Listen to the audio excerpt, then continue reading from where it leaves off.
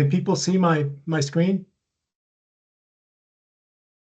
Yes, good on this Okay. end. Perfect. Well, I'm going to talk about some of the myths of CBE.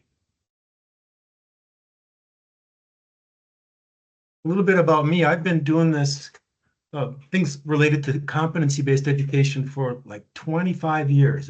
It's gone by fast, starting at Capella and then working at a more traditional school, and then finishing up working at Western Governors for some time with managing the group of instructional designers and project managers, and really getting to know the Western Governors model of CBE pretty well. And then in 2016, moving into consulting, where I really help colleges develop and launch competency-based programs with the focus on getting these programs approved through the regional accreditor. So I've done that with quite a few schools, and most recently working 2 schools in Illinois, Lewis and Clark and Lakeland College. So Dr. Levine had it almost right. He said 1970, competency-based education probably had some of the early beginnings in the 50s and 60s when you look at mastery level learning. So it's had a long history, and there are some misconceptions to this day. So let's dive in and take a look at some of these. So the first one I want to talk about is some people believe that CBE is only about passing the test. And maybe this has the foundation back in the early Western Governors model, where in 1997, the focus was on identifying the competencies needed for a master's degree in education, and then building assessments around there. So not a whole lot of instruction and teaching. The focus was on assessment. Now, Western Governor has moved away from that today, where they also offer a lot of content and training and more traditional education, but they still have kept really rigorous and reliable assessments over the course of time. So when you look at competency-based programs, the focus is more than just a test. It's helping students develop this mastery along the way so they can demonstrate whatever it is they're supposed to know and be able to do. CBE is not as rigorous. This is a myth because competency-based could be even more rigorous. It's focusing really on what are these competencies, and it's really tying in what the industry is expecting that student to know and do. The third one, CBE means there's no traditional classroom or teacher. CBE is designed often to allow that student to do self-pacing, but there's still an instructor or a facilitator that's helping that student keep this pacing going, challenging the student to continue to build that mastery and to be there as this guide on the side. The fourth one, and I hear this quite a bit, that CBE is not for the traditional student, and really it's for all students. With traditional students, there's sometimes a concern that they might not have enough motivation to be successful. But with CBE, there is this expectation that they'll make progress. And we'll talk about a pacing guide that will help that student get through. But for sure, it's a great option for the non-traditional student. And we're even seeing examples of competency-based education in K through 12. So my goal is, at some point, I'd like to see this whole merging of K through 12 all the way to higher education in competency-based. I don't know if I'll ever be able to see that or not, but it's something that I wish for. The fifth one, CBE eliminates the need for grades, and I'm not seeing it. What I've been doing and what I've been seeing is mastery is usually set at a B level, like 80%. There's been talk about an alternative or a second transcript, like Dr. Ledeen mentioned. We've heard that for quite a while. It's a possibility, but we still probably have to have this tie back to a grade because it's so ingrained into employers and uh, things like that. So usually equates to a letter grade of a B for mastery. One more myth is that CBE is just another form of online learning. And maybe that there was more of an online focus back, a few years ago, but in my consulting, I'm seeing more and more of the trades really going into competency-based, where some of the education, if it could be moved to online, like a welding example, what kind of tools do you use? What are the safety protocols? All that stuff can be approached from online. And then when that student has time to get into the shop, they can just focus on building that mastery. So it's a combination of knowledge and the psychomotor types of assessments where they have to prove that they can actually do that perfect weld.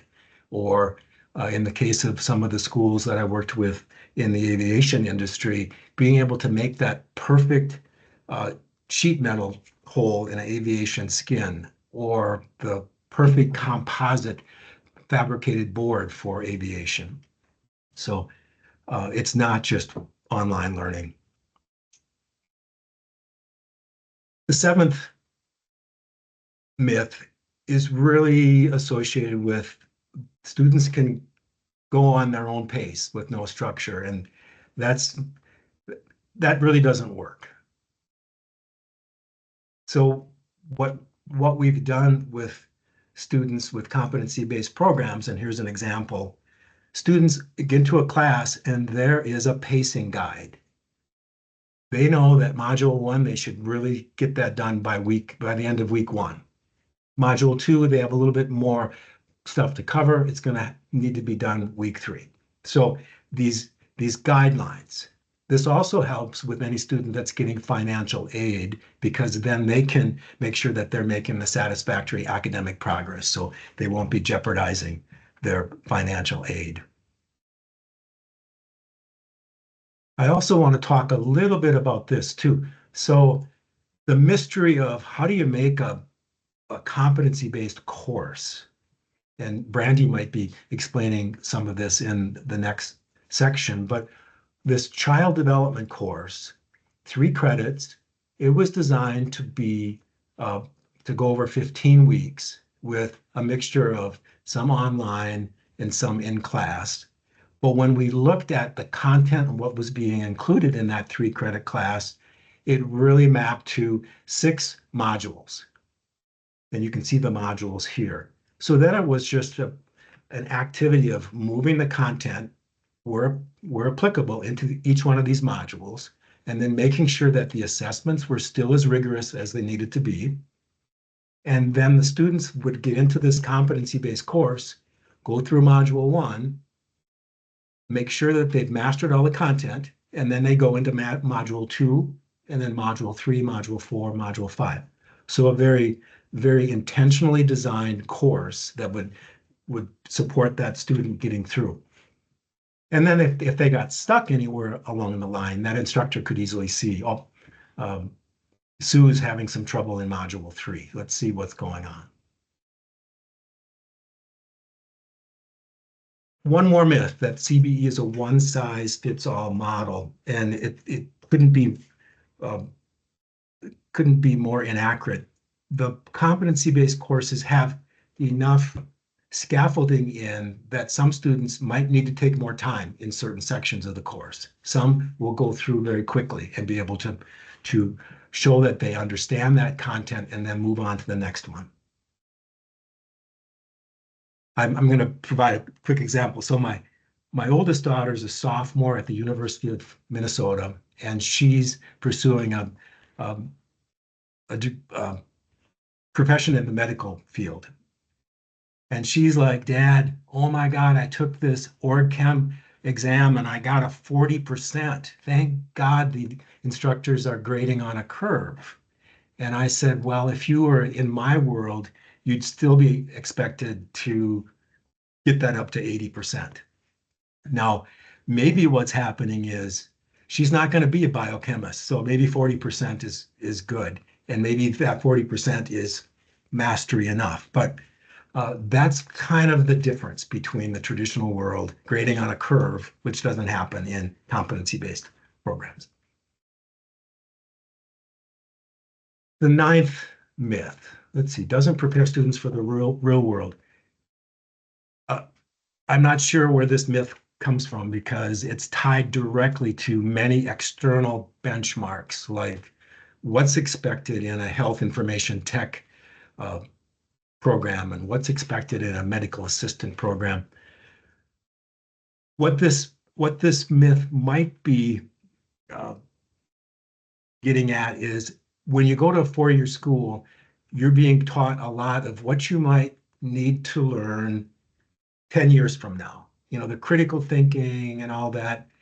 And that's still important, but there is this need to focus in on, okay, the student going through 4 years, they want to be getting a good job. So let's have a little bit of a mixture of the real world. What do we need that student to know? And also the critical thinking that will prepare them for the future jobs that they might have. And then number 10, CBE is a passing trend and will not last. Well, it's been around like 40s or 50s and 60s and 70s. It's been around for a long time. When you look at innovations with other things across industries, it sometimes takes this 40 to 50 years for something to kind of just get like it's time. It's time for students to be able to have an alternative where they can make progress, can be assured that these are competencies that directly relate to what they would be doing in their jobs and be able to do it where they they know what they need to learn all the way along. This real transparency of learning.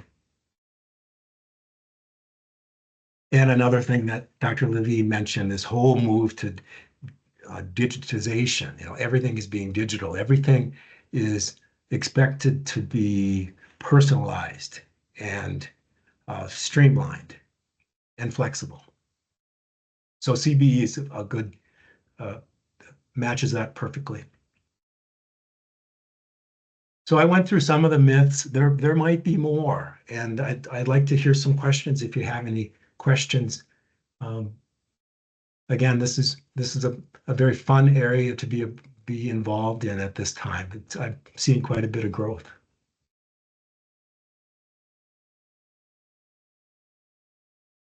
And that's some information about me. So how do I know if I have any questions here? I think in this small group, if people could just unmute and ask any questions they have of Kurt, you're welcome to also add it into our meeting chat into the breakout room, and we can ask those. Kurt, I'll kick off with a question. What is CBE for everyone? Are there challenging programs that you've encountered in trying to implement, or are there a particular demographic of students that that perhaps CBE is not working for?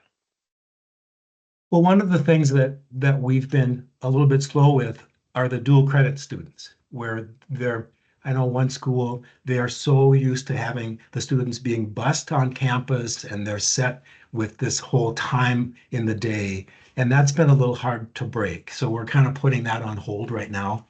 We're not changing that. I think if you're, well, some of the institutions I work with are very upfront. They want students that are deciding if CBE is right for them to go through a little orientation.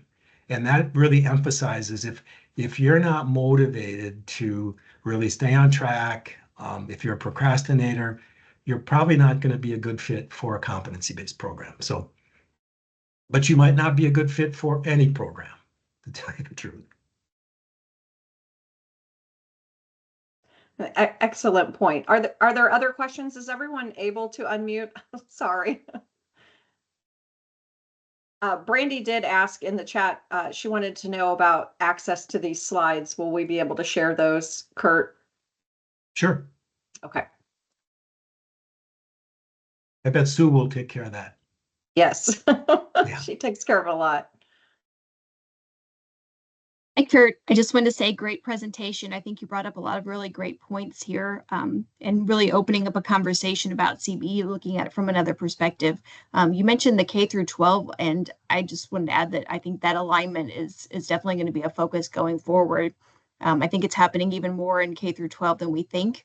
And there are some great resources about what's happening in Illinois too, since we had a pilot program with CBE back in 2015 or 2016. So a lot of movement happening here in the state too. Thank you, Kurt. You bet. I am really impressed with Illinois and their focus. Some states are doing great.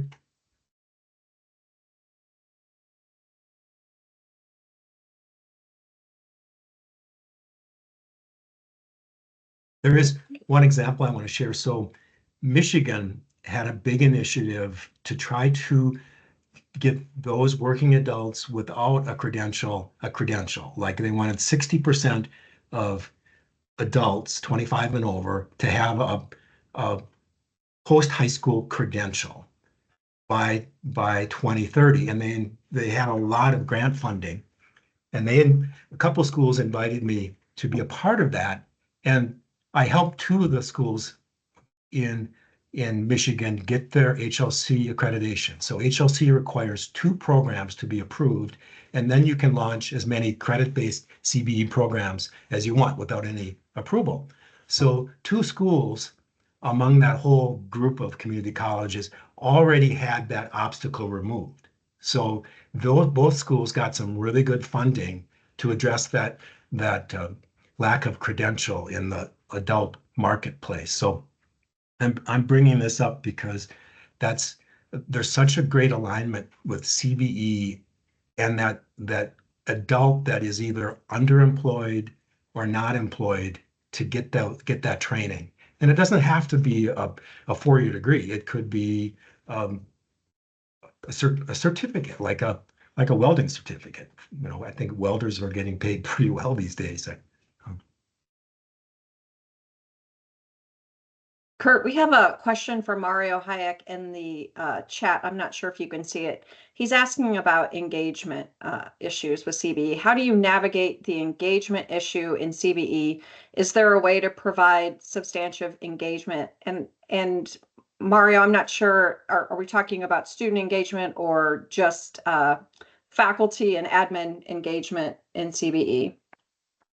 So a question that I've been asked frequently is, we have to have substantive engagement, student to student, faculty to student. And so how do you navigate that when individuals are going at their own pace? So you don't have, the students aren't at the same place at the same time. Just so how do you manage that?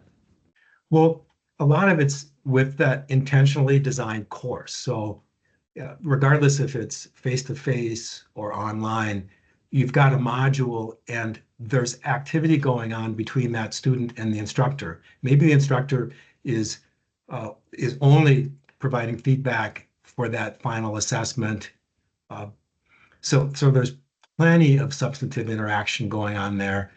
Where we might have less interaction is student to student, where, like you were saying, one student might be way ahead, but we're still trying to put in opportunities for like discussion groups for the whole course. So that one that's way ahead can actually spend some time in that discussion, helping students that are struggling. So it's like a chance for that student that's farther ahead to really reinforce their learning by explaining a concept to another student. So there still might be discussions, within a course. And what we've done where we, if there is a discussion expectation in a course, an online course, we actually provide we carry over some good discussions from earlier courses so that I'm way ahead. I can still see a really interesting post that I'm expected to respond to. So we're trying to generate as much student to student engagement that we can. But from a substantive interaction, I think the courses we're designing have plenty. But the big part of the Department of Ed focus on that substantive interaction piece was when there were some early courses that were all self-paced and they were close to being a correspondence course. So that's why the focus was on substantive interaction so much. Thank you. Great question.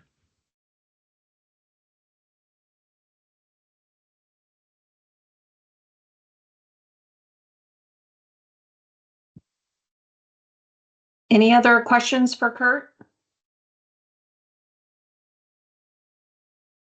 For most of the programs that you've seen, have they normally been with a fixed tuition model, or is it a pay as you go? What are the different payment models that you have with CBE? Because I work with schools just getting started with their first or second, or sometimes they have me hang around for their third and fourth programs. My advice is to stick to the pay per course because it fits what they're doing right now. I also say once you get a critical mass of programs, let's say you have a dozen or more, then you can consider having this pay as you go or pay for Subscription? Yeah, subscription. But it's hard for me to convince like a president of a college to do this without having some experience on, we don't want to lose money on this subscription model. What would we set the price at? So I'm saying, let's get some more programs under your belt. Let's do some analysis. And subscription pricing is really attractive to the student, the one that really feels that they can make progress. But we want to make sure that it's right before we jump on and do that.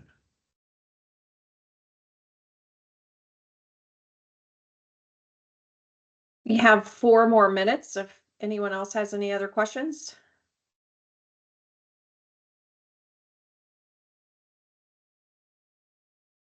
I'm always Right. interested in, oh, I'm sorry. I'm always Oh. interested in the assessment piece.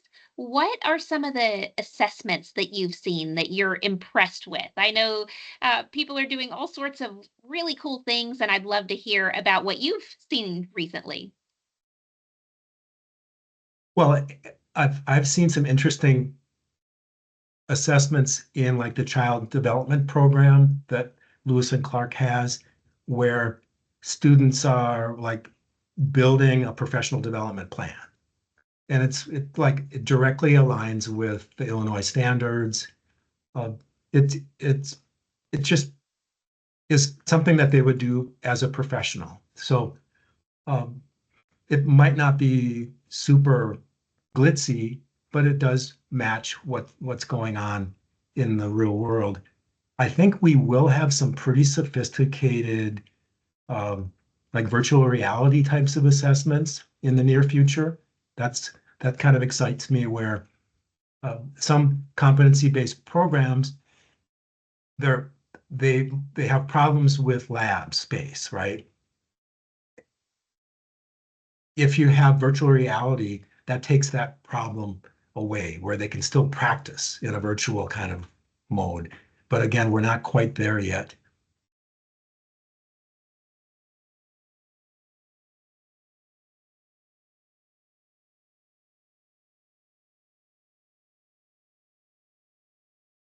Yeah, the simulations for nursing. Yep. Very nice.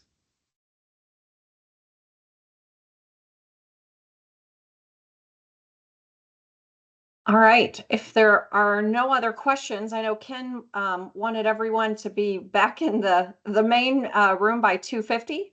So thank you, Kurt, for your presentation today. I believe if you just select leave room, you'll be back in the main group. Thank you, everyone. Thanks, everybody.